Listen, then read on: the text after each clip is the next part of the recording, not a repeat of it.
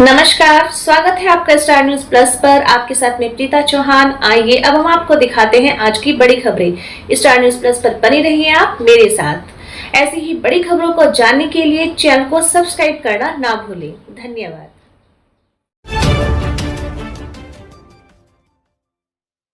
वक्फ संशोधन बिल को लेकर एआईएमआईएम प्रदेश अध्यक्ष ने इसे बताया मुस्लिम अधिकारों का हनन। राज्य वक्फ बोर्ड अध्यक्ष को दी नसीहत। केंद्र सरकार द्वारा वक्फ बोर्ड संशोधन बिल को लेकर जहां विपक्ष ने इसे मुसलमानों के खिलाफ कानून बताया, वहीं सत्ता पक्ष के लोगों ने इस बिल को कमजोर मुस्लिमों के लिए हितकारी बताया। वक्फ बोर्ड संशोधन बिल को लेकर विपक्षी दलों के अलावा एआईएमआईएम सबसे ज्यादा हमलावर दिखी। पार्टी प्रमुख बैरिस्टर अरशदुद्दीन ओवैसी ने जहां बिल को लेकर संसद में खुला विरोध किया, तो वहीं उनकी पार्टी के अन्य नेताओं ने भी इसके विरोध में खुलकर अपनी अपनी प्रतिक्रिया दी। उत्तराखंड के प्रदेश अध्यक्ष डॉक्टर नैयर काजमी ने इसे वक्फ की संपत्ति को हड़पने का कदम बताया। मीडिया से मुखातिब होते हुए उन्होंने बिल को लेकर अपना खुला विरोध प्रकट किया। उत्तराखंड बोर्ड अध्यक्ष द्वारा पार्टी अध्यक्ष बैरिस्टर ओवैसी के प्रति की गई टिप्पणी पर उन्होंने अपनी कड़ी नाराजगी व्यक्त करते हुए कहा कि उनकी पार्टी के अध्यक्ष के बारे में वक्फ बोर्ड अध्यक्ष को सही जानकारी नहीं है और वह झूठ बोलकर उन पर गलत टिप्पणी कर रहे हैं। पहले उनके बारे में पूरी सच्चाई जाने। डॉक्टर काजमी ने शायराना अंदाज में वक्फ बोर्ड को अध्यक्ष पर तंज कसते हुए कहा कि बैरिस्टर ओवैसी को बचाने के और कौम की भलाई के लिए कार्य कर रहे हैं। देखें स्टार न्यूज प्लस के लिए उत्तराखंड के रुड़की से एमडी चौधरी पूजा रानी की ये रिपोर्ट।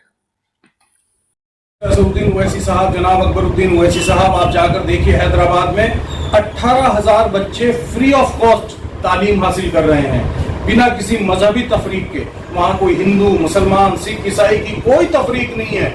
जो गरीब है, यतीम है, मिस्कीन है, वो बच्चे वहाँ तालीम हासिल करते हैं। वो बच्चे वहाँ नाश्ता भी करते हैं, वो बच्चे वहाँ ट्रांसपोर्ट भी यूज करते हैं, वो बच्चे किताबें और बस्ता और ड्रेस भी उनकी इस्तेमाल करते हैं। वो तमाम काम खैर के कर रहे हैं। और शायद उनको ये भी अभी नहीं पता होगा हमारे उत्तराखंड के जो है वक्फ के अध्यक्ष साहब को कि वहां पर अस्पताल में कितने पैसे की पर्ची बनती है और कितने दिन फ्री इलाज किया जाता है, गरीबों को कैसे सहारा दिया जाता है, गरीब बेवाओं के लिए वहां पर क्या स्कीम चलाई जाती है, नौजवान बच्चों को ट्रेनिंग कैसे दी जाती है सरकारी नौकरी में भर्ती होने के लिए, उन्हें नहीं पता। इसलिए वो इस तरह की गुफ्तगू कर रहे हैं जो नामुनासिब है। और मैं उनसे कहना चाहता हूँ कि देने को तो मैं भी उसे दे सकता हूँ गाली, देने को तो मैं भी उसे दे सकता हूं गाली, लेकिन मेरी तहजीब मुझे इजाजत नहीं देती। देखिए, सदन में जो बिल पास हुआ है ये हिंदुस्तान के इतिहास का एक काला दिन है और संविधान को धता बताते हुए ये बिल पेश किया गया है। सत्ता बल के आधार पर, संख्या बल के आधार पर यह बिल पेश किया गया है, बल्कि थोपा गया है हमारे ऊपर। और आपने दूसरा सवाल किया कि उत्तराखंड वक्फ बोर्ड के अध्यक्ष ने हमारे सदर राष्ट्रीय अध्यक्ष जनाब बैरिस्टर अरशदुद्दीन ओवैसी साहब पर टिप्पणी की है, तो मैं उनसे कहना चाहता हूं आपके माध्यम से कि उनकी जानकारी में कमी है।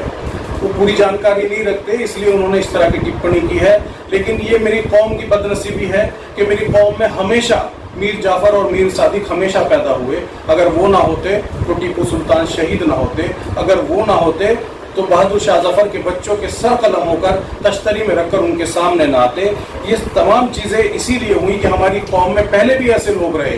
और मैं आपके माध्यम से कहना चाहता हूं कि वो याद रखें, शाहनवाज हुसैन, मुख्तार अब्बास नकवी साहब भी उसी पार्टी में थे।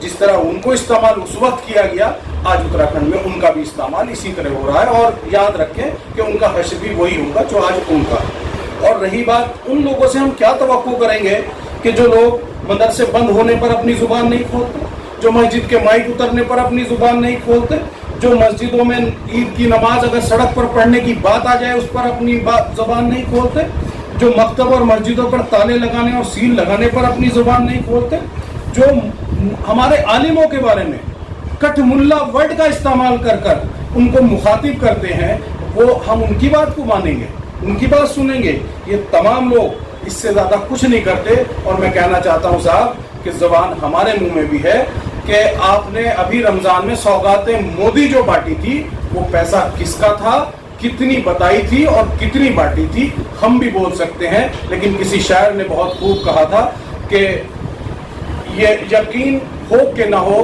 बात तो यकीन की है, यकीन हो के ना हो, बात तो यकीन की है, हमारे जिस्म की मिट्टी इसी जमीन की है और मेरे वतन के लोग सभी भाई भाई हैं।